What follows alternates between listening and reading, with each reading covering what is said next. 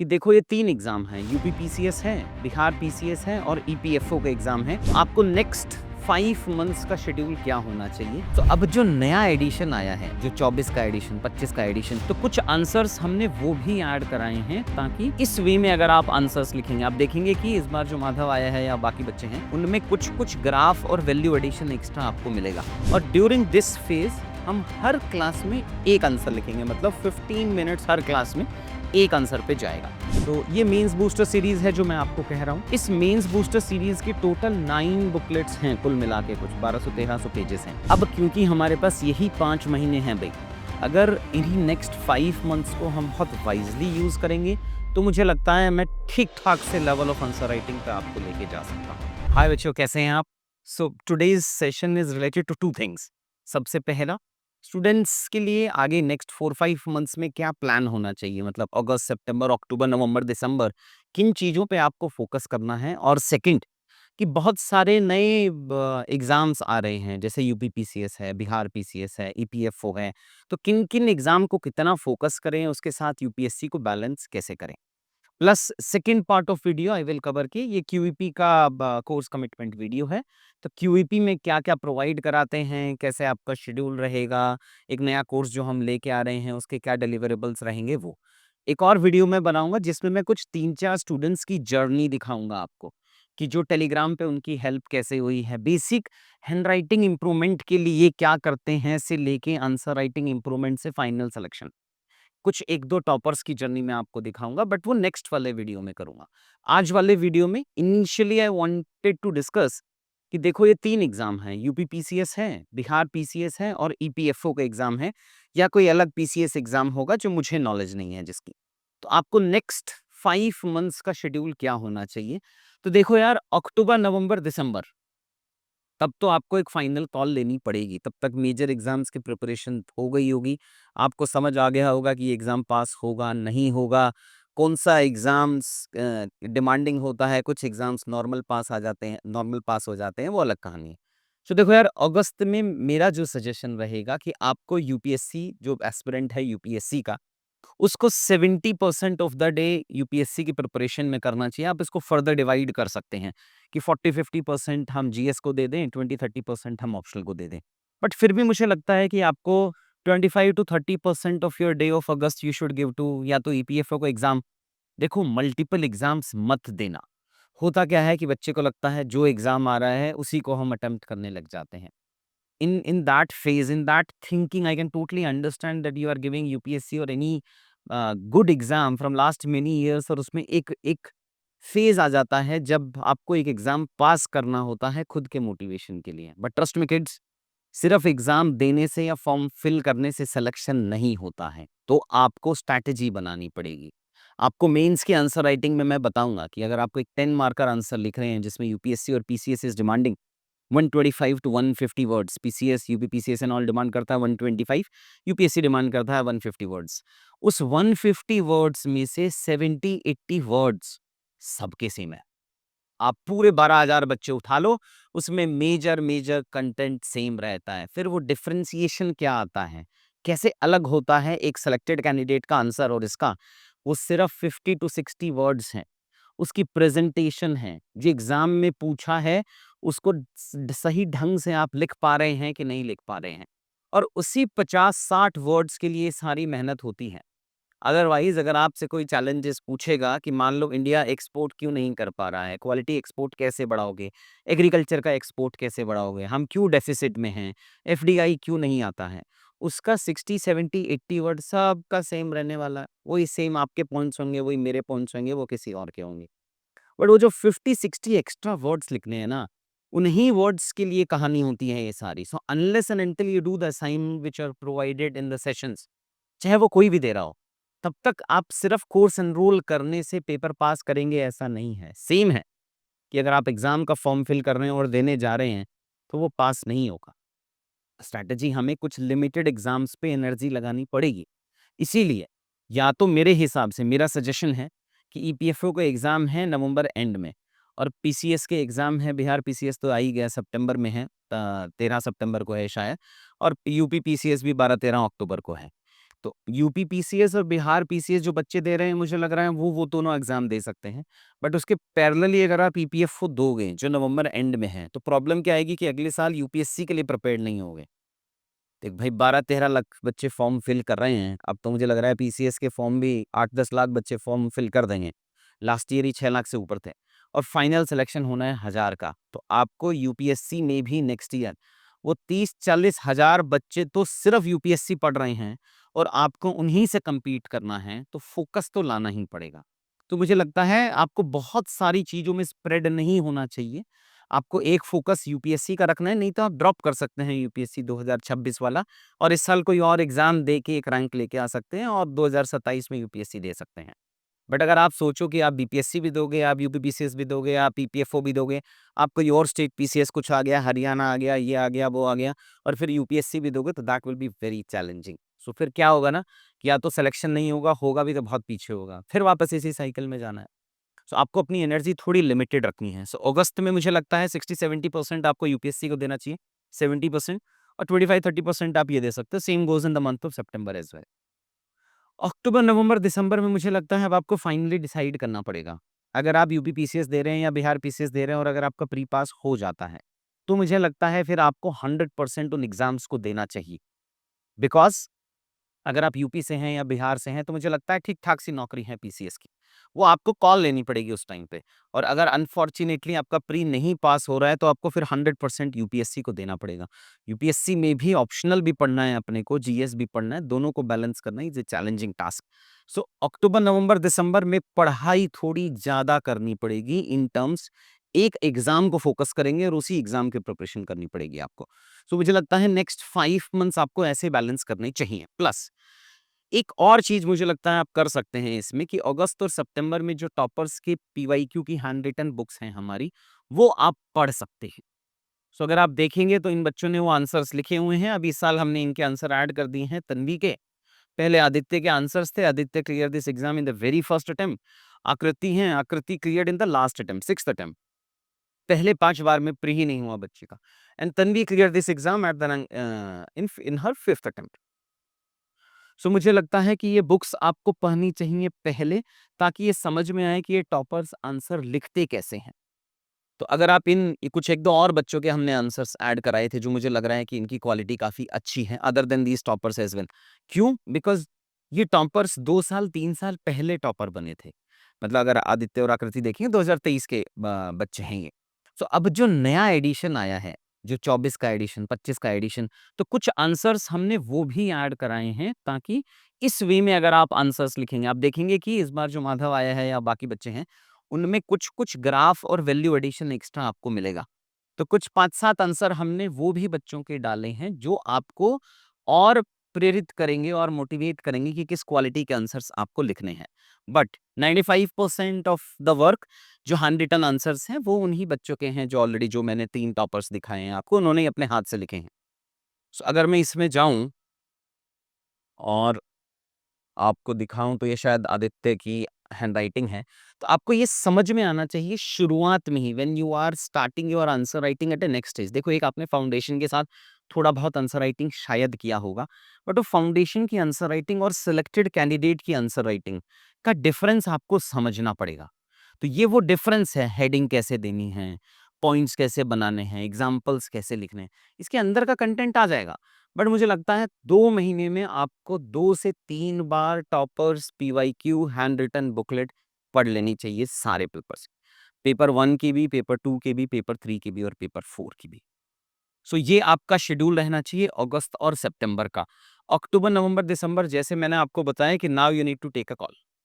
Answer writing करेंगे तो full fledged करेंगे। मतलब नवंबर और दिसंबर में तो मैं चाहूँगा आपसे कि देखो, समझो अगले साल भी वही 85-87 डेज़ हैं। तो बहुत वैल्यू ऐड नहीं कर पाओगे। जो वैल्यू एडिशन आपको अपने आंसर्स में करनी है, मैं अभी जिन बच्चों को मेंटर कर रहा हूँ, उनमें जो मैंने लास्ट ईयर में जो हमने उनको मेंटर किया था अक्टूबर, नवंबर, दिसंबर में, वो ही वैल्यू अभी निकल के आ रही है। अगर आप सोचेंगे उन 85 डेज़ में आप बहुत सारा वैल्यू एडिशन कर लेंगे, नहीं, वो वैल्यू एडिशन तब नहीं होगा। अभी ही आपको वैल्यू एडिशन करना पड़ेगा। सो उस टाइम पे बहुत रिग्रेसिव आंसर राइटिंग करेंगे हम लोग। रिग्रेसिव मतलब नवंबर का शेड्यूल है और दिसंबर का टेस्ट सीरीज़ का जो शेड्यूल है हमारा, उसमें आपको हर दिन एक टेस्ट देना है। 7 क्वेश्चन का। तो वो हफ्ते में 5 दिन वो करना है, वीकेंड पे 20 क्वेश्चंस का टेस्ट देना है। वैसे कर के हम इस ओवरऑल में चलाएँगे। तो अगर मैं नेक्स्ट आता हूँ इसको डिवाइड करके, अगर मैं अब क्यूईपी पे आता हूँ कि क्वालिटी एनरिचमेंट प्रोग्राम की क्लासेस स्टार्ट जो हो रही हैं, तो क्लास स्टार्ट में किस टाइम पे आपको क्या-क्या करना चाहिए। तो फर्स्ट से लेके 10th इसके साथ-साथ में और क्लासेस होंगी, but first to 10th of August मुझे लगता है आपको साइंस ऑफ आंसर राइटिंग की क्लासेस देख लेनी चाहिए। वो आप जब एनरोल करोगे तो पोर्टल पे आपको मिलेंगी। वो रिकॉर्डेड ही देख लो, कुछ लाइव चलेंगी वो चलेंगी, चलता रहूँगा मैं हर संडे को। बट वो रिकॉर्डेड क्लासेस देख लो आप, ताकि आपको बेसिक समझ में आए कि आंसर राइटिंग का बेसिक होता क्या है। तो साइंस ऑफ आंसर राइटिंग की क्लासेस देखो फर्स्ट से 10th तक। फिर 11 से 31st तक अपन क्यूईपी की थीम्स कवर करेंगे। डेली क्लास होगी, आई थिंक मैं शायद सुबह का टाइम रख रहा हूँ उसका। So 6 to 7 themes you need to cover during 11th to 30th of August. उसके अंदर क्या पढ़ाता हूँ वो हम देख लेंगे, कुछ यूट्यूब पे वीडियो देखो, आपको भी समझ में आ जाएगा। और ड्यूरिंग दिस फेज हम हर क्लास में एक आंसर लिखेंगे, मतलब 15 मिनट्स हर क्लास में एक आंसर पे जाएगा। बट आपका फोकस किस पे रहना चाहिए during the month of August, whether you need to focus upon these answers और दीज क्लासेस। भाई आपका फोकस दोनों पे ही नहीं रहना चाहिए। आपको क्या करना है, आपको दिन में 3 घंटे मुझे देने हैं, other than this, to understand कि ये वैल्यू एडिशन कंटेंट होता क्या है, बनता कैसे। तो ये 2 चीज़ें करनी है आपको। वो 2 चीज़ें अगर मैं आपको दिखाऊँ, सो ये मेंस बूस्टर सीरीज़ है जो मैं आपको कह रहा हूँ। इस मेंस बूस्टर सीरीज़ की टोटल 9 बुकलेट्स हैं, कुल मिला के कुछ 1200-1300 पेजेज़ हैं। तो जो आपके फाउंडेशन के नोट्स होते हैं, जो आप जीएस फाउंडेशन आपने कहीं भी जॉइन किया होगा, 1 साल पहले, 2 साल पहले, 3 साल पहले, 4 साल पहले। देखिए वो फाउंडेशन के नोट्स बहुत बल्की हो जाते हैं बिकॉज़ डिक्टेशन बेस्ड चलता है। आपके प्री के लिए हो सकता है वो रिलेवेंट हो, बट मेंस के लिए मुझे नहीं लगता वो बहुत रिलेवेंट रहते हैं। तो इसीलिए उस गैप को फिल करने के लिए मेंस बूस्टर सीरीज़ की बुकलेट देते हैं, हम क्यूईपी के अंदर भी बुकलेट देते हैं। जैसे ये क्यूईपी की किताबें हो गई हैं, सॉरी इकोनॉमिक्स की किताब हो गई। मैं आपको दिखाना चाहूँगा इसमें कि आपको अब क्या करना है, इसका मैं कुछ दिन का शेड्यूल देता हूँ। अगर आप पुराने वीडियोज़ देखेंगे तो एमबीएस का एक शेड्यूल दिया हुआ है कि पूरी एमबीएस 80-85 डेज़ में कैसे पढ़नी है। उसकी क्लासेस भी कराते हैं हम, उसकी क्लासेस चल रही हैं, शायद अभी इंटरनल सिक्योरिटी चल रहा है। तो आपको इन पूरी 9 बुक्स के क्लासेस भी मिलेंगी। बट अगर आपका वो सब्जेक्ट कमज़ोर है तभी वो क्लासेस देखना। रिकॉर्डेड भी हैं, लाइव भी हैं, सारी क्लासेस अवेलेबल हैं। बट अब क्योंकि हमारे पास यही 5 महीने हैं भई, अगर इन्हीं नेक्स्ट 5 मंथ्स को हम बहुत वाइज़ली यूज़ करेंगे, तो मुझे लगता है मैं ठीक-ठाक से लेवल ऑफ आंसर राइटिंग पे आपको लेके जा सकता हूँ। लेकिन अगर हमने ये 5 महीने वेस्ट कर दिए, तो मेरे लिए भी चैलेंजिंग होगा, आपके लिए भी चैलेंजिंग होगा। So you need to choose very, very wisely how you are going to consume these next 5 months. So अगर आपको लगता है आपका जैसे इंटरनेशनल रिलेशन है, आपको लगता है आपका वीक है, तो आप क्लासेस देख सकते हैं। आपको लगता है खुद से मैनेज कर लेंगे, तो इसके ऊपर ना एक नेक्स्ट वर्क करना है। जैसे ये इकोनॉमिक्स है, whether you are watching those classes और you are not watching those classes, what I need from you is these 2 things. First, chapter wise, जैसे हमने इकोनॉमिक ग्रोथ, डेवलपमेंट, इनइक्वालिटी का ये चैप्टर देखा कि हम गए इकोनॉमिक ग्रोथ, डेवलपमेंट, इनइक्वालिटी का ये फर्स्ट चैप्टर आया और इस चैप्टर को आपको एक रीडिंग लगानी है। You don't need to cram it, क्रैमिंग-व्रैमिंग हम सब बाद में कर लेंगे। बट आपको इस पूरे चैप्टर में से, यहाँ आपने 1, 2, 3, 4, 5 पूरा निकाल दिया, उस पूरे में से 5 गुड कीवर्ड्स, फिर मैं आपको बता रहा हूँ कि 150 वर्ड्स का जो आप फाइनल आंसर लिख रहे हैं, ये जो टॉपर्स बुकलेट अगर आप देख रहे हैं, आपको लग रहा है कि ये पूरे 150 वर्ड्स का अगर कोई क्वेश्चन है, मान लीजिए कि ये 10 मार्कर क्वेश्चन है। The increase in the life expectancy in the country has led to newer health challenges in the community, what are those challenges? ये these 150 words which Aditya Sharma has written, he also cleared his exam in the very first attempt. इसमें 60-70 words हर बच्चे के same है यार, और एक evaluator है, उसको दिन में 13-14 कॉपी चेक करनी होती हैं और वो हर बार वो same answer, same answer, same answer देख रहा है। डू यू रियली थिंक कि अगर आपके आंसर्स में वाव इफेक्ट नहीं होगा तो वो आपको अबव एवरेज मार्क्स देगा? मेंस तो हर कोई बच्चा लिखने चला ही जाता है ना, सेलेक्ट नहीं हो पाता। क्यों? बिकॉज़ हम समझते हैं कि मेंस सिर्फ़ एक नॉलेज का गेम है ही नहीं वो। 60 से 50% कंटेंट हर कॉपी में सेम रहता है। तो ये गेम सिर्फ़ 50-70 वर्ड्स का हो रहा है, 150 वर्ड्स का भी नहीं है अब तो। तो वो 150 वर्ड्स में से 50 वर्ड्स अगर आपके अच्छे हैं तो बात बनेगी, नहीं तो नहीं बनेगी। एग्जाम्पल लिखा है, नहीं लिखा है, फिट इंडिया मूवमेंट लिखा है, हेल्थ केयर प्रोफेशनल्स का एक डेटा डाल दिया है आपने, न्यू पेंशन स्कीम को हेल्थ इंश्योरेंस से रिलेट कर दिया है, लॉन्जिविटी डिविडेंड का फैक्ट डाला है, सिल्वर इकोनॉमी। तो ये जो कीवर्ड्स दिख रहे हैं ना आपको टॉपर्स के आंसर में, अगर मैं यहाँ देखूँ और किसी और टॉपर के आंसर कॉपी में अगर मैं ले जाऊँगा, किसी भी टॉपर की आंसर कॉपी में ये जो आपको माइक्रो डायग्राम्स दिख रहे हैं, ये ये सिर्फ 50% कंटेंट है, बाकी 50% सेम है। फिर नेक्स्ट सवाल आता है कि यहाँ तक पहुँचा कैसे जाता है? वहीं पहुँचने की पूरी कहानी मैं आपको बता रहा हूँ कि आपको चैप्टर वाइज़ हर चैप्टर के 5 अच्छे keyword, positive keywords, 5 negative keywords. हर बच्चे के हिसाब से वो कीवर्ड्स कॉम्प्लेक्स या सिंपल हो सकते हैं। But my suggestion is don't use chat GPT. आप चैट जीपीटी से अगर कीवर्ड्स बनाएँगे, आप यू कैन थ्रो आप कमेंट्स में डाल देना, कोई 10 कीवर्ड डाल देना, मैं आपको बता दूँगा कि वो चैट जीपीटी जनरेटेड हैं कि वो कंटेंट जनरेटेड हैं, मतलब बुक से पढ़ के बनाए हैं। 60-65 ईयर्स का इवैल्यूएटर जो आपकी कॉपी चेक करेगा, वो इंडिया के काफ़ी प्रेस्टीजियस इंडिविजुअल्स में आता होगा और उन्होंने अपने नाम पे 5-7 किताबें भी लिखी होंगी। अब आप उस बंदे को फेक नहीं कर सकते हो, उसको चैट जीपीटी बीट नहीं कर सकता है, चैट जीपीटी प्री पास नहीं कर सकता है। तो वो कीवर्ड्स जो हैं वो एकेडमिक कीवर्ड्स होने चाहिए, वोकैब्युलरी एकेडमिक कीवर्ड्स की होनी चाहिए। चैट जीपीटी की कीवर्ड्स भले ही आप कुछ भी कीवर्ड्स निकाल लो, वो समझ में आ जाते हैं, पढ़ के पता चल जाता है अरे यार ये चैट जीपीटी ड्रिवन कीवर्ड्स हैं, ये बुक के कीवर्ड्स नहीं है। कोई भी प्रोफेसर हमेशा बुक पढ़ता है, चैट जीपीटी नहीं पढ़ता है। सो आपके हिसाब से वो पॉजिटिव और नेगेटिव कीवर्ड्स, ये नेगेटिव कीवर्ड्स का मतलब है जो हम चैलेंजेस में यूज करेंगे, पॉजिटिव कीवर्ड्स का मतलब है जो हम सिग्निफिकेंस में, नीड में, बेनिफिट में यूज करेंगे, इसीलिए बनवा रहा हूँ। अब हर बच्चे के हिसाब से वो सिंपल और डिफिकल्ट हो सकता है, क्योंकि ये तो over a period of time हम इवॉल्व करने वाले हैं, तो ये तो इवॉल्व हो जाएगा। तो इसलिए आपको हर हर चैप्टर के ये one pager value addition content आपको बनाना पड़ेगा। ये हम पूरे अगस्त के 30 दिन के महीने में करेंगे। आप मुझे हर दिन 2 घंटे देंगे यही करने के लिए। आपके 2 घंटे इस पे जाने चाहिए जहाँ आप 4 चैप्टर, 3 चैप्टर, 5 चैप्टर, 6 चैप्टर, जितने भी चैप्टर आप कवर कर सकते हैं, I think you should finish those chapters. Different types of graph formulas के मैं सेशन आपको देता हूँ, वो आप वीडियोज़ देख लेना, कुछ बच्चों ने भी बनाए हुए हैं, वो वीडियोज़ देख लेना। How to draw different different types of graphs, facts, figures, value addition component, कुछ फैक्ट फिगर। तो इतने एफर्ट आपको खुद से करने पड़ेंगे, बिकॉज़ जितना ही मैं आपको ये कंटेंट देता चला जाऊँगा, उतना ही लेथार्जी होती चली जाती है और एग्ज़ाम में तो आपको नॉन कंफर्टेबल बना के ही एग्ज़ाम लिया जाता है। भले ही आप प्री कर लें, मेंस कर लें या इंटरव्यू कर लें। तो आपको दिन के 2 घंटे तो इसमें लगा दिए, मेंस बूस्टर सीरीज़ एमबीएस का जो वैल्यू एडिशन कंटेंट बनाना है, जो मैं आपको यहाँ दिखा रहा था कि एमबीएस का जो ये वन पेजर कन बनाना है, ये है। दूसरा है टेम्पलेट। टेम्पलेट मैं क्लासेस में कराऊँगा, लेकिन फिल आपको करनी है। आप जब साइंस ऑफ आंसर राइटिंग देखेंगे उसके सेशन नंबर 5, 6, 7 में मैंने 5 या 6 टेम्पलेट्स बनाई हैं। 5 या 6 टेम्पलेट्स क्या होती हैं, किसी नेक्स्ट वीडियो में बताएँगे, या आप गूगल पे सर्च कर सकते हो। यूट्यूब पे मेरे कुछ पुराने वीडियोज़ मिल जाएँगे, इस वीडियो के डिस्क्रिप्शन में भी डाल देंगे हम कि टेम्पलेट होती क्या है? पिट्स क्या होती है? टिप्स क्या होती है ना? ये भी सही है। ये कुछ-कुछ टेम्पलेट्स के डायमेंशंस हैं। तो इसमें से ये टेम्पलेट हमने निकाला और फिर फाइनल आपको ये फिल करनी पड़ेगी। कुछ मैं सिखाता हूँ, लेकिन मैं हर टेम्पलेट पे, जैसे मान लो पिट्स है, पिट्स चैलेंजेस में यूज़ होता है कि एग्ज़ाम में कुछ भी चैलेंजेस आ गया तो आपको उसी डायमेंशंस में सोचना है। उससे 2 फ़ायदे हैं। पहला फ़ायदा ये है कि हम प्रेडिक्ट कर सकते हैं, क्योंकि हम इतनी टेम्पलेट फिल कर देंगे कि वो प्रेडिक्टेबल हो जाएगा।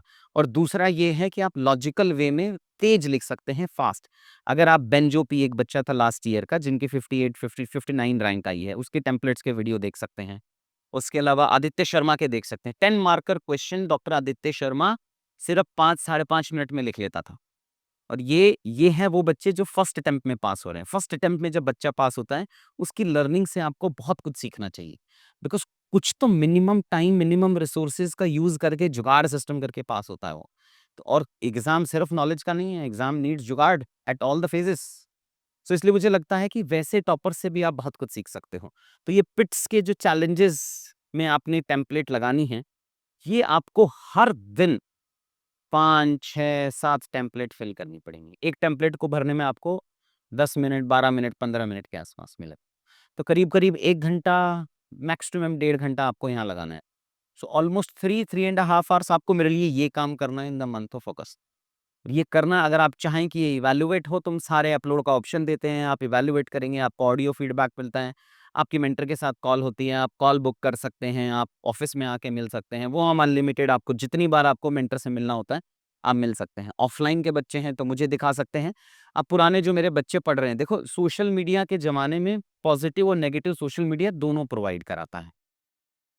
सोशल मीडिया के उसमें मत जाओ, जो बच्चे एक्चुअली में पढ़ रहे हैं ऑफ़लाइन में, उनसे फीडबैक लेने की कोशिश करो कि टीचर्स कितने एक्सेसिबल हैं और नहीं हैं। यूपीएससी की पूरी प्रिपरेशन में आपको अगर किसी भी टीचर की एक्सेसिबिलिटी मिल जाती है, मुझे लगता है वो आपको एग्ज़ाम पास कराने के लिए बहुत ज़रूरी है। वरना ये सिर्फ़ मेंटरिंग वाला जो पार्ट होता है, मुझे लगता है उससे चीज़ें बहुत कॉम्प्लेक्स हो जाती हैं। मतलब आप किसी ही एक वे में लिख रहे हैं और अगर उसको कोर्स करेक्शन अभी नहीं करेंगे तो 3-4 साल चले जाते हैं अपने। तो ये कुछ-कुछ टेम्पलेट्स हैं जो आपको फ़िल करनी हैं, तो ये टेम्पलेट्स मुझे लगता है कि आप 1 से सवा से 1.5 घंटे में यहाँ फ़िनिश कर लेंगे। तो ये तो हो गया हमारा अगस्त का महीना भाई। फिर आया सितंबर। सितंबर में मुझे लगता है अब आपको 2 चीज़ें करनी हैं, क्योंकि मेरी ऑलरेडी 15 एक क्लासेस हो चुकी होंगी। तो अब मुझे लगता है कि क्लास की पेडागॉजी आपको समझ में आ गई होगी। पेडागॉजी में जो हैंडआउट्स हैं वो 2 पार्ट्स में डिवाइडेड रहते हैं। जो क्यूईपी के हैंडआउट्स में अब मैं आ गया हूँ। तो क्यूईपी के हैंडआउट्स में आप आएँगे तो कुछ ग्राफ फिगर हम आपको प्रोवाइड कराते हैं। तो ये ग्राफ अब तुम लोग कंज़्यूम करने लग गए होगे, because after attending 12, 13, 15 classes now you understand the pedagogy. तो उन क्लासेस में आपको ये डिफरेंट टाइप ऑफ ग्राफ कैसे हैं, फिर ये कुछ होमवर्क देता हूँ कि इसको शो करो। ये यहाँ मैंने फैक्ट्स दे दिया, यहाँ बोलूँगा खुद से बनाओ, प्रैक्टिस है अब ये। सिमिलरली इसके बाद कुछ कुछ कीवर्ड्स हैं, कीवर्ड्स के डिस्कशंस हो जाते हैं। ये वो कीवर्ड नहीं है जो एमबीएस में तुम बना रहे हो, तुमने अपने लेवल पे कीवर्ड्स बना लिए हैं। ये उससे बहुत ऊपर वाले कीवर्ड्स हैं। बट उसके लिए आपको मेरी ज़रूरत पड़ती है या मुझे आपकी ज़रूरत पड़ती है डिस्कशंस में। तो ये क्लास डिस्कशन से निकल के आते हैं। तो ये हम बताएँगे, अब इसको मल्टीपल प्लेसेस पे कैसे यूज़ करोगे, वो क्लास में डिस्कशंस होते हैं। उसके बाद ये कुछ फ़ॉर्मूलाज़ हैं जो आपको लगाने हैं कि जैसे आपको इंडिया में दिखाना है 30 लाख एनजीओ हैं और हर एनजीओ, हर 400 पीपल पे एक एनजीओ है। So this is a good way to show it. तो ये हमने दिखा दिया एनजीओ की availability plus 3C, credibility, compliance and collaboration equals to this. तो ये कुछ-कुछ फ़ॉर्मूलाज़ हैं जो नया इनोवेशन है। Trust me when if you want to fetch 450 plus in GS, आप किसी भी टॉपर को किसी भी साल में पकड़ लो, उसने कुछ नया किया होगा तभी वो 450 प्लस में आता है, वरना बहुत मुश्किल है। तो ये मुझे लगता है कि ये आपको क्लासेस में जब आप 10-15 क्लास अटेंड कर लिए होंगे तो आपको समझ में आ जाएगा कि ये क्या चल रहा है। तो नेक्स्ट फेज़ में मुझे लगता है आपको कंसोलिडेशन स्टार्ट कर लेनी चाहिए। तो सितंबर के महीने में आपकी टेम्पलेट्स 100 प्लस हो गई होंगी, फिनिश। आपने एमबीएस के कुछ 3-4 सब्जेक्ट्स के नोट्स बना लिए होंगे, फिनिश। फिर उसको होल्ड कर देंगे। तो ये यहाँ पे खत्म हो गया। करना क्या है, now you need to focus upon the single answers. हर क्लास में एक-एक आंसर दूँगा। ऐसा नहीं है कि अगस्त में सिंगल आंसर्स नहीं होंगे। लिखने हैं बस वो आपको, कॉम्पिटिशन फ़ील करना है, साथ वाला कैसा लिख रहा है, आप कैसे लिख रहे हो, डिस्कशंस होंगे उसके। यहाँ आपको लिखने हैं, बट यहाँ से आपको फ़ोकस देना स्टार्ट कर देना है। देखो सीढ़ियाँ हैं ये अलग-अलग। तो पहले वैल्यू एडिशन का कंटेंट प्लस टेम्पलेट, दूसरा सिंगल आंसर, तीसरा 7 क्वेश्चंस इन 1 आवर और फिर फुल लेंथ। 5 महीने में ये सारी चीज़ें हैं जो हमें कवर करनी है। तो फोकस ऑन सिंगल आंसर और वीकेंड पे 7 क्वेश्चन स्टार्ट करेंगे अपन। ये सितंबर के महीने में होना चाहिए और अक्टूबर के महीने में होना चाहिए। तो in in those 2 months you need to focus upon these 2 things other than my classes, ठीक है? फिर अक्टूबर, नवंबर, दिसंबर में मुझे लगता है आपको 1 पेजर नोट्स बना लेने चाहिए अपने। अब ये 1 पेजर नोट्स होते क्या हैं? हर कोई टॉपर बोलता है, सारे इंस्टीट्यूट बोले हम बना देंगे, ये बना देंगे। मैं आपको सिर्फ बता रहा हूँ कि नोट्स दिखने कैसे चाहिए आपके। तो अब ये जो 1 पेजर नोट्स हैं, वो मुझे लगता है कि कुछ ये सारी टेम्पलेट्स हैं जो बच्चों ने फिल की हुई हैं, ठीक है? मैं इस शेड्यूल पे आऊँगा आपके साथ में कि शेड्यूल कैसे होंगी। ये वो आंसर राइटिंग का शेड्यूल है जो मैं आपको बता रहा हूँ ना, नवंबर, दिसंबर में जो आपको आंसर राइटिंग करना है हर दिन। ये उसके टेस्ट का शेड्यूल है कि 5 दिन टेस्ट है, फिर 1 दिन रिवीजन देना है और फिर आपको टेस्ट करना है। फिर ये फुल लेंथ के टेस्ट कवर कराएँगे। तो ये 2 महीने ऑलमोस्ट 55-60 डेज़ बहुत ही रिगरेसिव आंसर राइटिंग करनी है। बट उससे पहले मैं आता हूँ कि आपको जो 1 पेजर नोट्स बनाने हैं वो होने कैसे चाहिए। वो मुझे लगता है ऐसे दिखने चाहिए भाई। अगर मैं इनको अब है मेरे पास कुछ, बट अगर मैं आपको रेडीमेड दे दूँगा तो आपके बहुत काम के नहीं होंगे। कुछ दे देंगे हम, बट बाकी आपको बनाने पड़ेंगे। तो अगर मैं लैंड रिफॉर्म्स कर रहा हूँ, 4 कंपोनेंट बस लैंड रिफॉर्म्स की नीड क्या है, ऑब्जेक्टिव क्या है, फ़ॉर्मूला के थ्रू मैंने 3-4 कंपोनेंट बना दिए, एक कोड डाल दिया, कुछ कीवर्ड्स डाल दिए। अब ये कीवर्ड्स आपके पुराने वाले कीवर्ड से बहुत अच्छे हो गए होंगे, क्यों? बिकॉज़ आपने एमबीएस से खुद अपने बनाए थे, मैंने क्यूईपी की क्लास में और वैल्यू ऐड करा दिया और नए-नए कीवर्ड्स दे दिए। तो अब लेकिन आप ट्रस्ट मी, वहाँ जहाँ एक चैप्टर पे आप 5 पॉज़िटिव 5 नेगेटिव बना रहे थे और पूरा करके मतलब आपके पास में और मैंने भी क्लास में कवर किया 40-50 कीवर्ड्स हैं। फाइनली आपको सिर्फ 5, 6, 7 कीवर्ड ही चाहिए बस जो हम एग्ज़ाम में यूज़ करेंगे बिकॉज़ ये लैंड रिफॉर्म्स स्पेसिफिक कीवर्ड्स हैं। फिर इश्यूज़ इन लैंड रिफॉर्म्स, अब ये पिट्स का नेगेटिव जो मैंने आपको बताया कि लैंड रिफॉर्म्स के इश्यूज़ क्या हैं, पिट्स में चैलेंजेस पढ़ा उसका नेगेटिव। तो आप शुरू में 1 पेजर नोट्स नहीं बना सकते हो। जैसे मैंने आपको बोला ना आप अगस्त में मत बनाओ, आप सितंबर में मत बनाओ। जब आपके पास में इनफ डायमेंशंस हो जाएँ, इनफ नॉलेज हो जाए, पेडागॉजी समझ में आ जाए मेरी, उसके बाद आप 1 पेजर नोट्स बनाएँगे तो आपके काम के हैं। तो आपने ये कीवर्ड्स की जो सब हेडिंग डाली है, हर पॉइंट पे एग्ज़ाम्पल डाला है, ये आपके 6-7 पॉइंट लेके खत्म है बस ये। We don't have to write more than 10 points. एक हेडिंग डालनी है, 5-6 पॉइंट लिखने होते हैं बस। सिमिलरली जब उसके पॉजिटिव्स डालोगे आप, पॉजिटिव्स ऑफ लैंड रिफॉर्म्स 1, 2, 3, 4, 5, 6 यहाँ पर पिट्स का पॉजिटिव डाल दिया अपन ने। प्लस कुछ गवर्नमेंट इनिशिएटिव्स, कुछ केस स्टडीज डाल दिए हैं, कुछ डायग्राम ग्राफ डाल दिए हैं, कमिटी डाल दी है और यहाँ करंट अफेयर्स के लिए जगह छोड़। बस ये बन गया भाई आपका 1 पेजर। ऐसे 1 पेजर नोट्स आपको बनाने हैं। कुछ हिंदी मीडियम के बच्चे भी शायद वीडियो देख रहे होंगे, आपको भी कुछ इसी तरीके का करना है। जैसे एलडब्ल्यूई है, वामपंथी उग्रवाद है, नक्सलिज़्म है, उसमें रिलेटेड वही सेम। उद्देश्य क्या था? कुछ 1-2 कंपोनेंट्स डाल दिए, कुछ कोट्स डाल दिया, कुछ कीवर्ड्स डाल दिए, थोड़े और कीवर्ड्स बढ़ा सकते हैं, कुछ माइक्रो डायग्राम, कुछ इवोल्यूशन, कुछ मैप, कुछ फ़ॉर्मूलाज़, चुनौतियाँ क्या-क्या हैं, तो फॉर ईच आरजीएफ करके टेम्पलेट लगा दिया, टेम्पलेट में फ़ॉर्मूला लगा दिया, भारत सरकार के बाकी सारे प्रयास प्लस समाधान जो मोदी जी ने दिया है, 2-3 ग्राफ बना दिए, एक फ़ॉर्मूलाज़ बना दिया, कुछ केस स्टडीज़ डाल दी कि हाँ, हमने क्या-क्या और करंट अफेयर्स।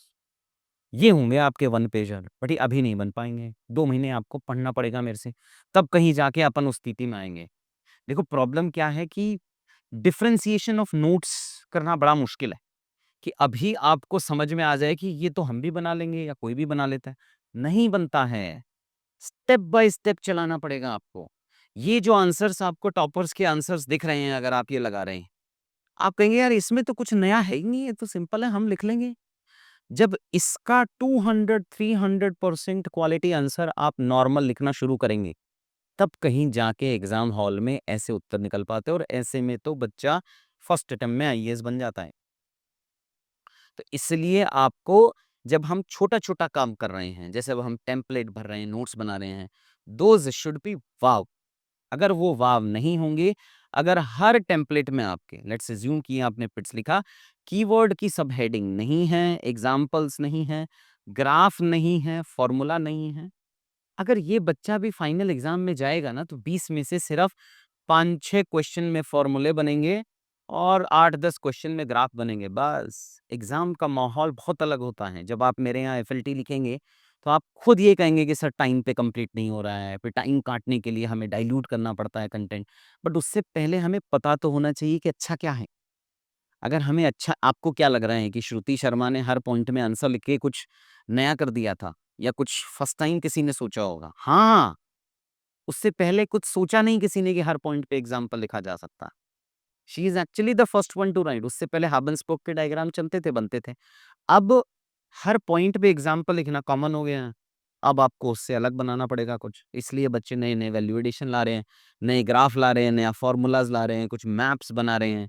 इनके अंदर भी आपको ग्राफ एंड फ़ॉर्मूलाज़ मिल जाएँगे कि फ़ॉर्मूलाज़ के अंदर आप हर पॉइंट लिख रहे हैं, इनोवेशन ड्रॉट चल रहा है और एग्ज़ाम्पल फैक्ट्स डाल दिया आपने कुछ।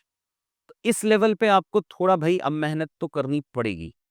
ये हो गया हमारा आंसर राइटिंग का शेड्यूल, ये हो गया क्यूईपी की क्लासेस का शेड्यूल। फर्स्ट सेशन 5th अगस्त से है बट आपको सेशन भी अटेंड करना है, साइंस ऑफ आंसर राइटिंग भी देख के आनी है। तो फर्स्ट से लेके 10th अगस्त तक आपको साइंस ऑफ आंसर राइटिंग के सेशंस फिनिश कर देने हैं। वो अभी लिया था इन बच्चों का, जून में उनके सेशंस हुए हैं, वही रिकॉर्डेड क्लास है, वही देखनी है। लाइव क्लासेस हर संडे को चल रही हैं वैसे, बट मैं नहीं चाह रहा आप उसका वेट करो। मैं चाह रहा हूँ आप उनको एक साथ फिनिश करें। सेकंड टाइम देख लेना यार, साइंस ऑफ आंसर राइटिंग तो मतलब यूपीएससी रैंक 1 उस कोर्स में बच्चे बताता है कि आपको वो देखना चाहिए। ये टॉपर्स हैंड रिटन आंसर्स हो गए हैं, ठीक है? तो यहाँ मैं आ गया अक्टूबर, नवंबर, दिसंबर से यहाँ फिनिश करते हैं। अब आता है क्यूईपी, कोर्स कमिटमेंट वीडियो है तो कोर्स के बारे में आपको बताना पड़ेगा। क्यूईपी में जो बुक्स हम प्रोवाइड कराते हैं वो 3 सेट ऑफ बुक्स हैं। पहला क्या है, टॉपर्स के पीवाईक्यू हैंड रिटन आंसर्स हैं। 6 साल के हम हार्ड कॉपी देते हैं, 2 साल के सॉफ्ट कॉपी देते हैं। मेंस बूस्टर सीरीज़ के बुक्स हैं जो 9 बुकलेट्स मैंने आपको बताया जो आपके बेस नोट्स बनेंगे। हार्ड कॉपी अभी मेरे पास नहीं है, मैंने आपको सॉफ्ट कॉपी दिखाई थी। क्यूईपी की बुकलेट्स पार्ट ए और पार्ट बी में जो डिवाइड होके जाती है मैंने आपको बता दिया है। सेशंस का शेड्यूल मैंने आपको बताया है कि क्या-क्या कवरेज होता है उसके अंदर। इसके सामने टीचर का नाम लिखा हुआ है कि कौन-सा टीचर कौन-कौन सी क्लासेस लेगा। मेरे अलावा हो सकता है कुछ-कुछ टीचर्स हम ऊपर-नीचे कर दें, अवेलेबिलिटी होती है, नहीं होती है कुछ और करके, बट जैसा आप देखेंगे कि उम, यहाँ के सारे सेशंस मेरे हैं, आईआर के सेशंस मेरे हैं, एक सेशन दिव्या मैम लेती हैं, तो ये सारे सेशंस मेरे हैं। एथिक्स वाला रूपल लेती हैं क्लासेस और ज्योग्राफी एंड ऑल के राही सर लेंगे क्लासेस। तो ये ज्योग्राफी वाला पार्ट है जो मुझे लग रहा है कि राही लेते हैं। फिर कुछ-कुछ टॉपर सेशन अरेंज करा दिए हैं। डिज़ास्टर मैनेजमेंट राही नहीं लेते हैं, मैं ही लेता हूँ, तो इसको चेंज कर लेंगे अपन कि ये क्लासेस मैंने लेनी है, मैं ले लूँगा। तो आप देखोगे करीब-करीब यार 85% 80% क्लासेस मेरी हैं। अ, 10% क्लासेस दिव्या मैम की हैं और 10% क्लासेस बाकी सारी फैकल्टीज़ की होंगी इसमें। मेंटरिंग टू वे है, एक टेलीग्राम का ग्रुप बनता है जिसमें बच्चे जुड़ते हैं, मैं भी होता हूँ उसमें। एकेडमिक डाउट्स पूछो तो ज़्यादा बेटर है, नॉन एकेडमिक डाउट्स भी बच्चा कभी-कभी पूछ लेता है, बस मुझे टैग मत करना। मुझे उन्हीं चीज़ों में टैग करना जिसमें आप वैल्यू ऐड मेरा चाह रहे हो। तो बच्चे अपने आंसर्स, अपने टेम्पलेट्स, अपने ये असाइनमेंट अपलोड करते हैं, टेलीग्राम पे भी अपलोड कर देते हैं, जैसा-जैसा हमें अवेलेबल होता है हम रिव्यू दे देते हैं। उसमें कोई कमिटमेंट नहीं है, क्यों नहीं है? बिकॉज़ टीचर और मेंटर की अवेलेबिलिटी पे है। लेकिन वही हैंडआउट या वही असाइनमेंट अगर आप वेबसाइट पे अपलोड कर रहे हैं, तो हम आपको ऑडियो फीडबैक उसका प्रोवाइड कराते हैं, वो कमिटेड है। तो आपको जितने असाइनमेंट बनाने हैं मेरी क्यूईपी के क्लास में आप बना सकते हैं। मैं ये एश्योर कर रहा हूँ कि मैं उस पे फीडबैक आपको दिलवाऊँगा। तो फिर पढ़ाई शुरू करते हैं भाई, है ना? ये क्लासेस देखना स्टार्ट करो साइंस ऑफ आंसर राइटिंग की। इनके साइंस ऑफ आंसर राइटिंग के अभी नोट्स मत बनाना, सिर्फ टेम्पलेट फिल करना आप, है ना? जब रेगुलर क्लासेस होंगी एवरी संडे वाली, हर संडे को साइंस ऑफ आंसर राइटिंग की क्लास चल रही है। तो जब वो रेगुलर क्लासेस होंगी तब आप बाकी नोट्स बना सकते हो। बट अभी के लिए आपको सिर्फ 100 में सेशन नंबर 5, 6 और 7 में मैंने टेम्पलेट्स पढ़ाई हैं, वो टेम्पलेट फिल करनी है हर टॉपिक पे, हर टेम्पलेट वाले पे 10 टॉपिक्स पे, 7 टॉपिक्स पे, 6 टॉपिक्स पे जितना। शुरू-शुरू में आपको चैलेंजेस आएँगे, ये अगर जो आप यहाँ टेम्पलेट देखेंगे इस बच्चे का, तो आपको लगेगा कि सर मेरे पास तो इतना कंटेंट है ही नहीं कि मैं हर पेज पे या हर टॉपिक पे एग्ज़ाम्पल लिख पाऊँ। कोई बात नहीं, हम स्पेस होल्डिंग छोड़ देंगे। अगर आपके पास यहाँ स्पेस नहीं है, जैसे इन्होंने ये एग्ज़ाम्पल लिखा है आप एग्ज़ाम्पल लिख के खाली जगह छोड़ दो, स्पेस होल्डर छोड़ दो। जैसे-जैसे कंटेंट बढ़ेगा वैसे-वैसे एग्ज़ाम्पल लिखना स्टार्ट कर देंगे। बट एटलीस्ट स्ट्रक्चर तो आए, खाँचा तो बनाएँ हम पहले। तो वो वाला काम अभी करना आपको बहुत ज़रूरी है। तो फिर पढ़ाई शुरू करते हैं, 5 महीने हैं, मेहनत करनी पड़ेगी, हम भी करते हैं, आप भी करो। ठीक है बच्चों, बाय, थैंक्स।